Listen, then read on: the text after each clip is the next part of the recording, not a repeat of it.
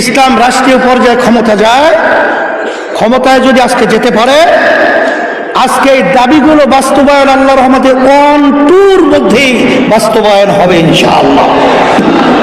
আর আমি যেটা লক্ষ্য করেছি, যদি আজকে আমরা একতাবদ্ধ হয়ে ইসলামের আওয়াজকে আমরা বুলন্দ করতে পারি, তাইলে বিগত দিনে আমাদেরকে যারা বারবার বোকা পেয়ে ধোঁকা দিয়ে আমাদেরকে ক্ষমতার সিঁড়ি হিসেবে ব্যবহার করে, বারবার ওরা যে আমাদেরকে নিয়ে যে অপমান অপদস্থ করেছেন, আলেম ওলামাদেরকে, ইমামদেরকে যেভাবে নির্মমভাবে বিভিন্ন কেস মামলা, হয়রানি, গুম, খুন, এটা আল্লাহর রহমতে আর দেখতে হবে না।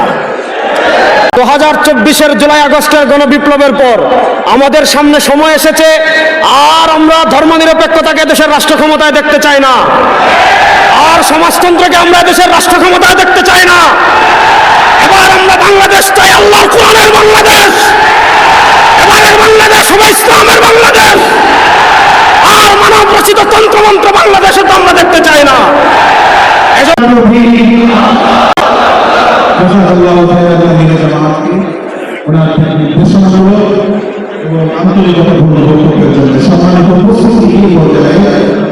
আমাদের সঙ্গে বক্তব্য নিয়ে আসছেন মাওলানা রেজাউল করিম আবরার। মাওলানা রেজাউল করিম আবরারকে বক্তব্য প্রদান করার জন্য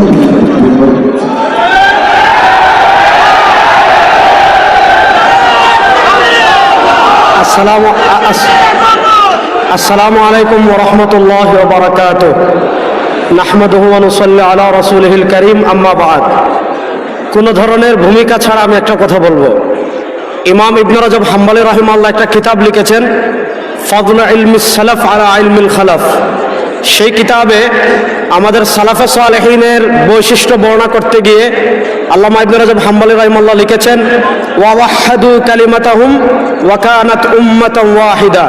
আমাদের সালাফে সালেহিন তারা উম্মাহ কনসেপ্টকে ধারণ করতেন, উম্মাহ চেতনাকে লালন করতেন। বাংলাদেশে গত 54 বছর ধর্মনিরপেক্ষতার নামে, সমাজতন্ত্রের নামে আমরা কাঠামোগত ইসলাম বিদ্বেষ চাষ করতে দেখেছি। এই 54 বছর পর আমার মসজিদের ইমাম খতিব যারা আছেন তাদের কাছে আমি অনুরোধ করব, আপনাদের প্রত্যেকের কণ্ঠকে ইসলামের পক্ষে কাজে লাগাবেন। মসজিদের মিম্বরে ধর্মনিরপেক্ষতার বিপক্ষে বলবেন। মসজিদের মিম্বরে যে ব্রিটিশের বিচার ব্যবস্থা 54 বছর ব্যর্থ হয়েছে, সেই বিচার ব্যবস্থার বিরুদ্ধে বলে আল্লাহর কোরআনের বিচার ব্যবস্থার বাস্তবতা আপনারা মসজিদের মিম্বরে তুলে ধরবেন। সারা পৃথিবীতে ইসলামের বিজয়ের বাতাস বইছে। আমার মসজিদের খতিবদেরকে বলবো, আপনারা প্রত্যেক মহল্লার মানুষের কাছে এই বার্তা পৌঁছে দিবেন, সারা দুনিয়া ইসলামের বিজয়ের বাতাস শুরু হয়েছে। আগামী বাংলাদেশ হবে ইসলামের বাংলাদেশ, কোরআনের বাংলাদেশ ইনশাআল্লাহ। আসসালামু আলাইকুম।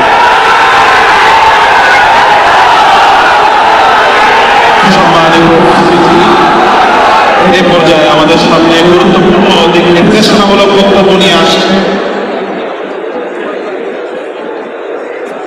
হযরতুল আল্লাম মুফতি সৈয়দ মোহাম্মদ রেজাউল করিম পীর সাহেব গুরুত্বপূর্ণ বক্তব্য প্রদান করবার জন্য বিনীতভাবে অনুরোধ করছি।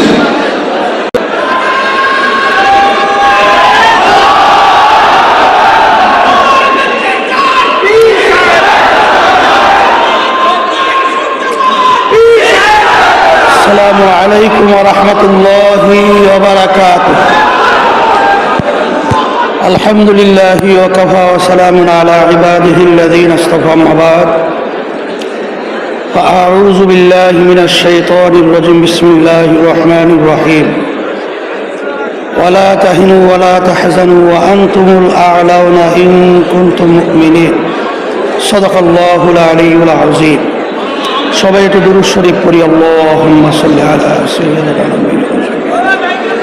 ওয়া হাবিবিনা ওয়া মাওলানা মুহাম্মদ সাল্লাল্লাহু আলাইহি ওয়া আলা আলিহি ওয়া আসহাবিহি ওয়া বারাক ওয়াসাল্লাম। আলহামদুলিল্লাহ, আজকে আমাদের এই মজলিস বাংলাদেশের স্বাধীনতার পরে এইভাবে ইমাম খতিব সম্মানিত তাদেরকে নিয়ে প্রথম এই ধরনের একটা মজলিস আল্লাহ কবুল করছেন। এর মাধ্যমে বোঝা যায় যে 5ই আগস্ট 2024 বাংলাদেশে যে অভ্যুত্থান হয়েছে, এই অভ্যুত্থানের মাধ্যমে এখন বাস্তবতা হলো যে ইমাম এবং খতিব সহ সম্মানিত যারা রয়েছেন তাদের আজকে দ্ব্যর্থহীন কণ্ঠে স্বাধীনভাবে আজকে কথা বলার, আলোচনা করার একটা পরিবেশ আল্লাহর রহমতে তৈরি হয়েছে। আজকে যে আমাদের দাবিগুলো নিয়ে এখানে সম্মেলন হচ্ছে, আমার মন বলছে যে আল্লাহর রহমতে সারা বাংলাদেশে সফর করার পরে 53-54 বছরে আমাদের দেশে ইসলামের পক্ষে ওলামায়ে কেরামদের আজকে তাদের পক্ষে যে মাঠ তৈরি হয়েছে, এ মাঠ কিন্তু আগে 53 বছরে আমরা দেখি নাই। এখন আমাদের এই দাবিগুলো বাস্তবায়নের জন্য আমাদের আজকে শপথ দিতে হবে, প্রতিজ্ঞাবদ্ধ হতে হবে যে এই বাংলাদেশে 92% জনের মধ্যে মুসলমান বসবাস করে। এই দেশের ভিতরে ওলামায়ে কেরাম, বাংলাদেশের রাজধানী ঢাকাকে বলা হয় মসজিদের নগরী। এই দেশের ভিতরে সেই হিসাবে আজকে আমি বিশেষ করে যারা নাকি জাতীয় নেতৃবৃন্দ রয়েছেন, সম্মানিত ওলামায়ে কেরাম রয়েছেন, ইমাম খতিব সম্মানিত যারা রয়েছেন, আমি সকল গুদার আহ্বান জানাচ্ছি, আসেন আজকে বাংলাদেশের ভিতরে যে মাঠ পরিবেশ তৈরি হয়েছে, ইসলামের পক্ষের মাঠ আল্লাহর রহমতে তৈরি হয়েছে, সেটাকে আমরা বাস্তবায়নের জন্য আমি সকলকে আহ্বান জানিয়ে, আর এত সুন্দর একটা জাতীয় মানের প্রোগ্রাম আপনারা করায় আপনাদের সকলকে আমি ধন্যবাদ জানাচ্ছি। আমিও আপনাদের সাথে আল্লাহ যদি কবুল করেন খাদিম হিসাবে আপনাদের এই দাবিগুলো বাস্তবায়নের জন্য আল্লাহর রহমতে আমরা চেষ্টা করব। আল্লাহ কবুল করুন। সবাই ভালো থাকেন। আমি দোয়া করি, দোয়া চাই আল্লাহ যেন আমাদের সকলকে দুনিয়া বা আখিরাতে সর্বদিক থেকে কল্যাণের ব্যবস্থা করে দেয়। আখির দাওয়ানা আলহামদুলিল্লাহ রাব্বিল আলামিন।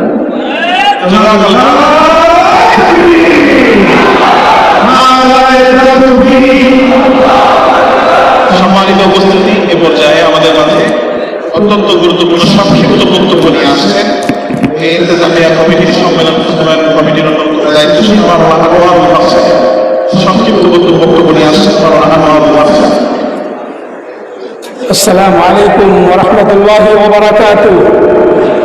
সম্মানিত আজকের প্রধান মেহমানগণ এবং ইমাম খতিব, সম্মিলিত ইমাম খতিব পরিষদের সারা বাংলাদেশ থেকে আগত হযরত উলামায়ে কেরাম, আপনাদের সকলের অবগতির জন্য জানাচ্ছি, আগামীর বাংলাদেশ যারা বিনির্মাণ করবেন, যারা পরিচালনা করবেন, যারা দেশ নেতৃত্ব দেবেন, তারা এখানে উপস্থিত, তাদের সকলের কাছে উদাত্ত আহ্বান জানাচ্ছি, আমাদের ইমাম খতিবদের 7 দফা দাবি আপনারা অতি শীঘ্রই এটাকে বাস্তবায়ন করবেন।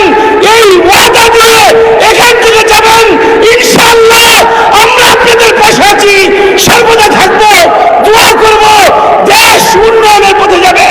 ইমাম খতিবদের দোয়া নেন, তাহলেই আপনি সত্যিকার অর্থে মুসলমান হবেন।